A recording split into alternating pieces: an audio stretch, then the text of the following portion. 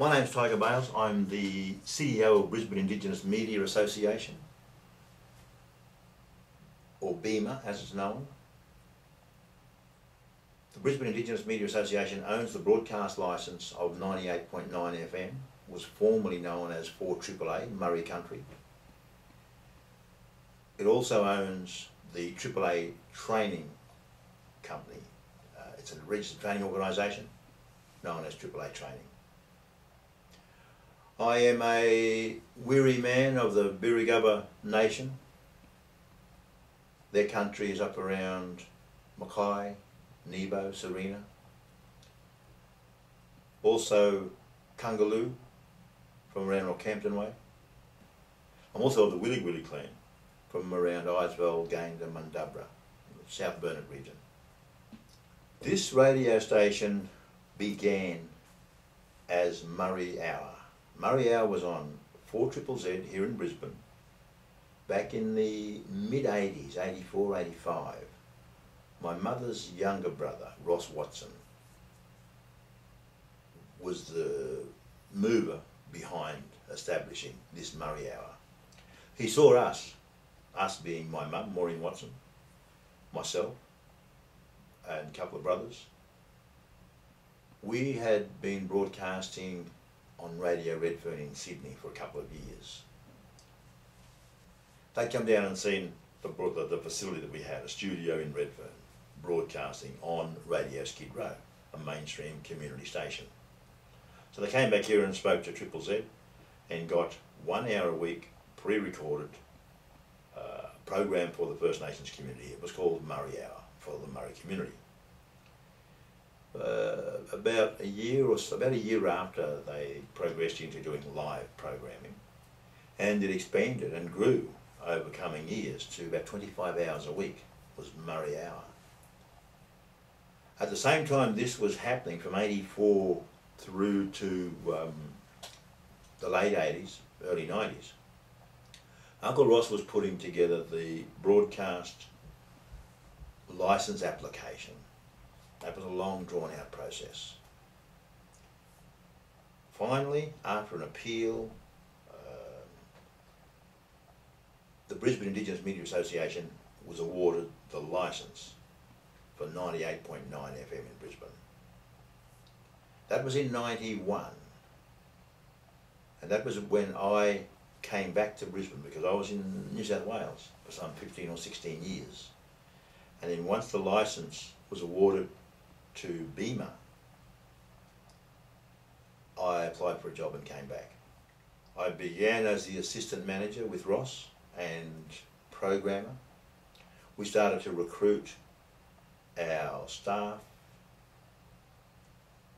train people up, while we were still on 4ZZZ. I think it was about 15 or 20 hours a week we had at this stage.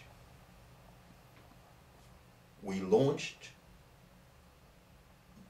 4AAA Murri Country on 98.9 FM on the 6th of April 2003. In those days, the people we recruited, Murris, our people, nobody had been, most had never been inside a radio station, let alone had any broadcast skills, any media skills. So we had to train people from scratch. And that was okay, that was fine.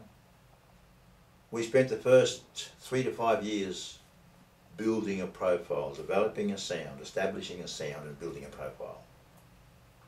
We decided that it would be primarily country music,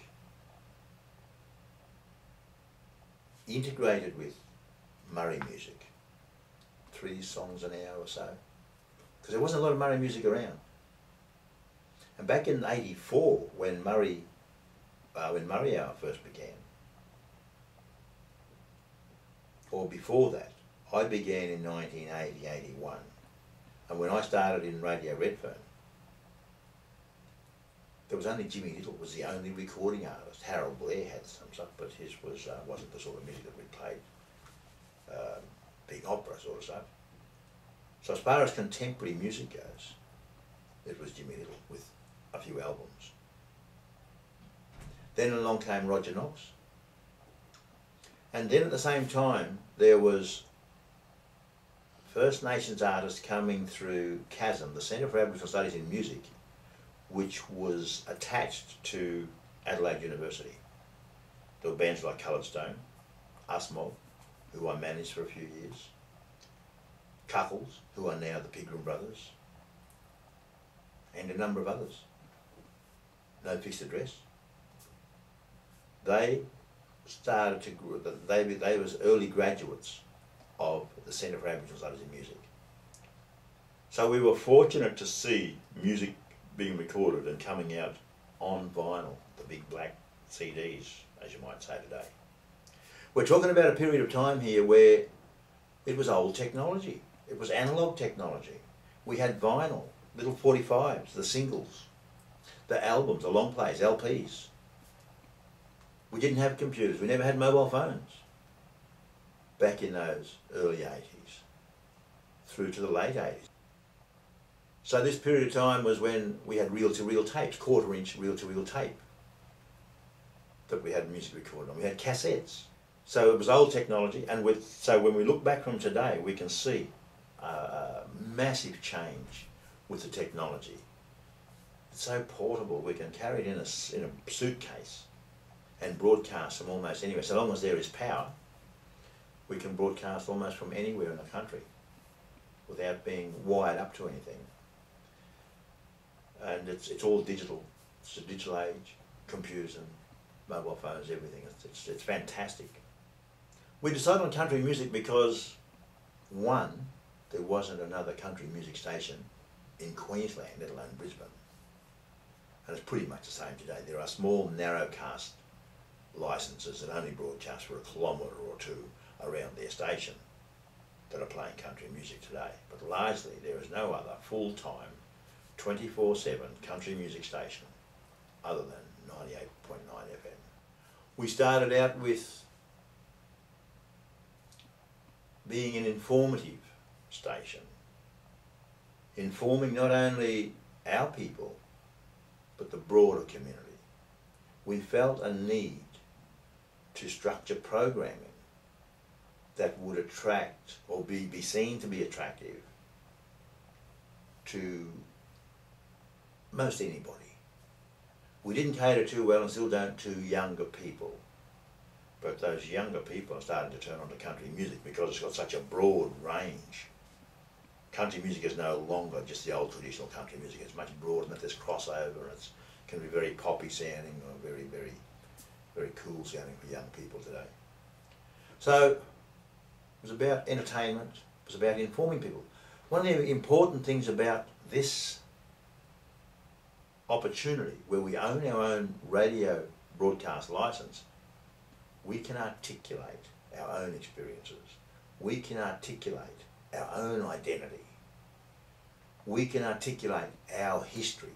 That's the magical part of being a part of this, of having this resource. Being able to tell our stories to everybody. And that's how we're going to make changes in this country. We'll change attitudes via the media. With our training, we've been training people from day one in this station, from 91 when I first started with this station. And we're still training people today. And it's much more sophisticated training, it's much more structured training. It's national accredited training. And our trainees can get hands-on experience. They can go into the studios, the television studio, the radio broadcast studios, the music room, the multi-track recording room. They can get hands-on experience. Yeah, well, with music and the development and the progression of recorded music by our people, they're breaking through a lot of barriers. Back in the early 80s, through to the late 80s, early 90s, it was very, very hard for the distribution of our artists. It's one thing to be able to get into a studio and record and come out with a master that might have 10 or a dozen songs on it. Or it might be might only be like an EP, 3 or 4 songs on it. But then you've got to get it out there, you've got to distribute it. So the first place to go is get it out to your First Nation stations, that network of First Nation stations. First place to go. And then when they're performing, they have to sell their product at their gigs, have them on hand there. But there was a time when record companies, music stores did not stock, and largely still today they don't stock our people's music. It's a bit like trying to buy the Kuril Mail, First Nations paper, the National Indigenous Times, Tracker magazine. The news agencies don't stock these First Nations print or First Nations newspapers. Well, the role of 98.9 today, one is to continue to try to change attitudes, continue to tell our stories, continue to inform people, particularly of their roles now, mainstream Australians, non-First Nations people, their role. And their role is, know this place you call home. Know the true history of this place that we all call home. If we all can know the true history, we all can develop an understanding and respect of First Nations people, of this country, this land. If we can develop that respect and understanding, that will lead to a more harmonious coexistence with all who call this place home, including our mob. So that's one of the roles of this station. Continue to inform people, to educate. Continue to promote our artists, our talent that there's such a wealth of in our community. Continue to challenge the system, challenge society, ask the questions. Continue to train and employ people. They're some of our key roles for this station today.